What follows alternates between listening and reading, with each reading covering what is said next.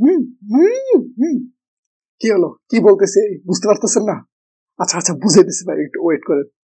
কথা হলো, এই ভাষার মাসে বিদেশি ভাষায় কথা বলা যাবে না।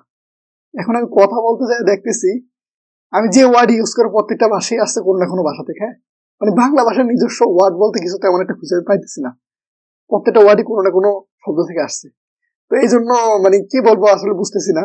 যেমন এই যে ভাষার মাসে বিদেশি ভাষায় কথা বলা যাবে না, এখানে ভাষা শব্দটি আসছে সংস্কৃত ভাষা থেকে।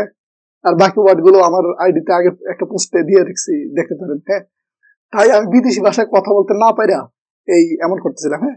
তো আপনারাও আজকে থেকে এভাবেই কথা বলবেন, আশা করি সবাই বুঝবেন, হ্যাঁ? তো চলেন শুরু করি। হুম, হুম, হুম, হুম, হুম, হুম, হুম। আসলে বলতেছিলাম হলো, যদি ভিডিওটা ভালো লাগে আমার ভিডিওটা শেয়ার দেন একটা, হ্যাঁ? সবাই দেখুক, আমাদের এই যে অতি শিক্ষিত মানুষরা আছেন, অতি শিক্ষিত মন্ত্রী মশাইরা, তারা আমাদের ভিডিওটা একটু দেখুক, আমি এটা চাই।